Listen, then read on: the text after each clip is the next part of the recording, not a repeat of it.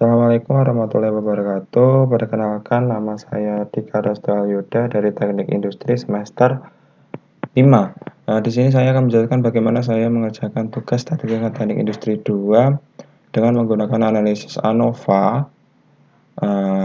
Jadi datanya diperoleh seperti ini. Dari kelas A sampai kelas C, diketahui nilai ujiannya seperti ini. Berdasarkan data di atas, dilakukan pengujian ANOVA untuk melihat apakah metode belajarnya masing-masing kelas memberikan hasil yang signifikan. Lalu rekam.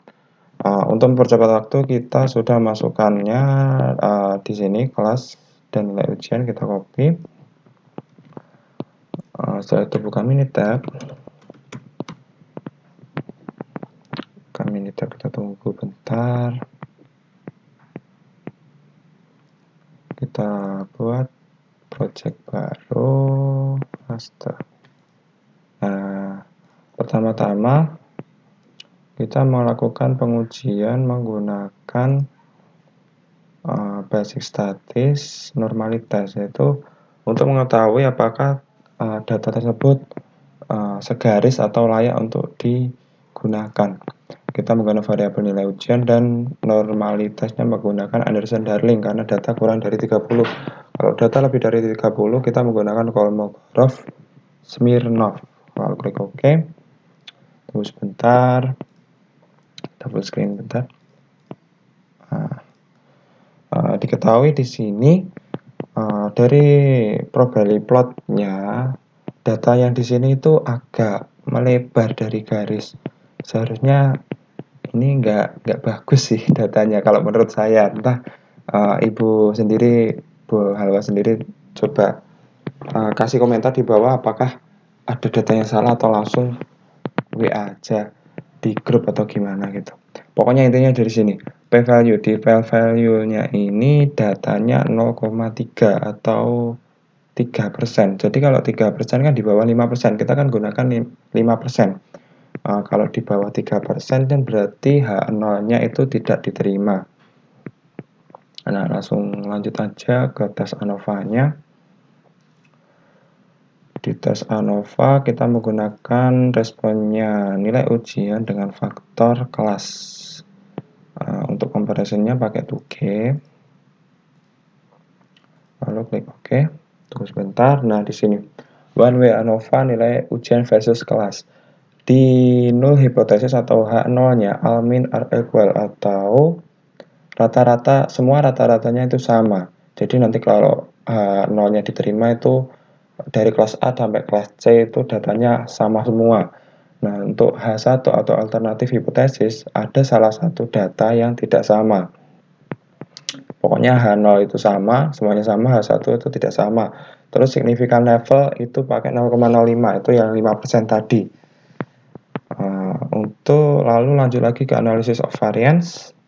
Di sini p-value-nya itu 0. P-value-nya 0. Jadi kan tadi signifikan levelnya kita pakai 5%. Kalau p-value-nya 0 berarti kan ada di bawah 5%.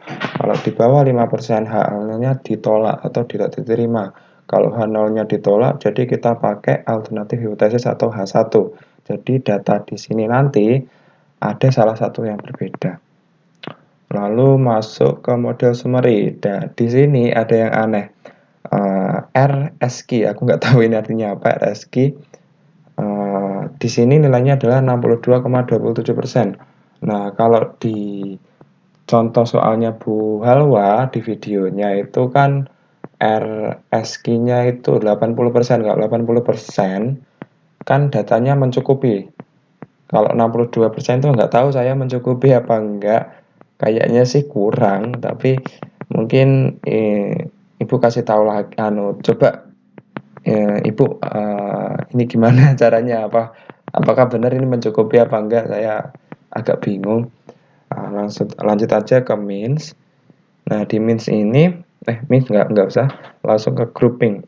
Nah, di grouping dilihat dari di sini adalah kelas C dan kelas A itu berada di grup yang sama.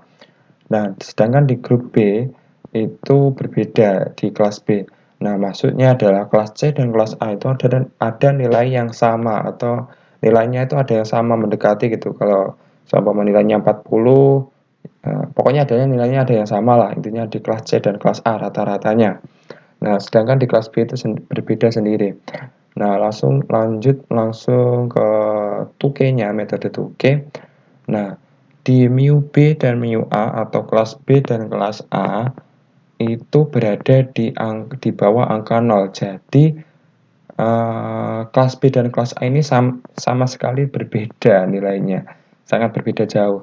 Nah, sedangkan di kelas mu C dan mu A dan mu C dan mu B atau kelas CA dan kelas CB ini datanya melebihi 0. Melebihi 0. Cuma di kelas C dan kelas A ini ada di pertengahan, tapi kan intinya ada di atas 0. Berarti datanya ini ada yang sama.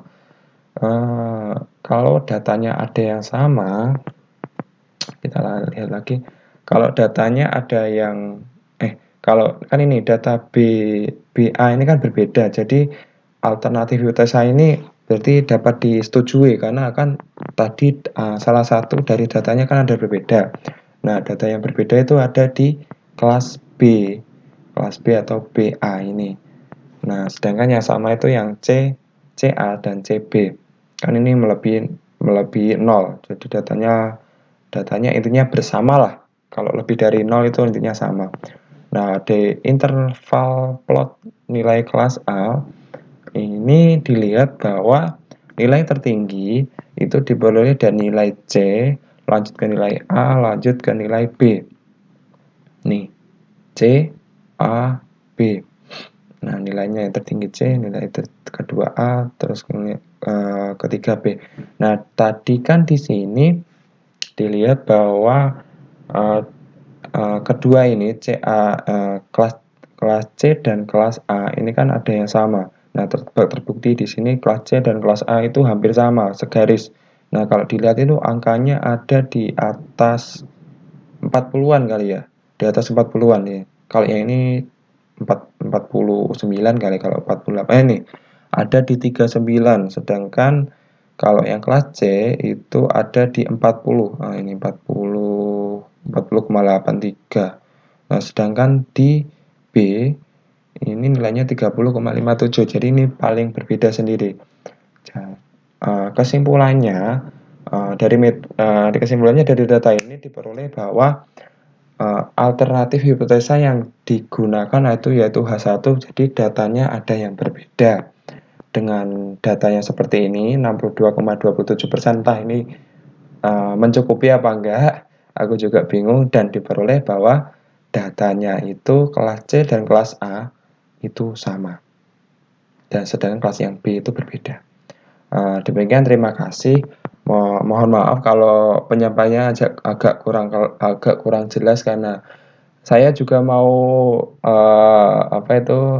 konsultasi dengan Bu Alwa, tapi Bu Alwanya juga sibuk terus, aku juga bingung kasih cari waktunya gimana. Jadi sekian, terima kasih. Mohon maaf kalau ada yang salah. Assalamualaikum warahmatullahi wabarakatuh.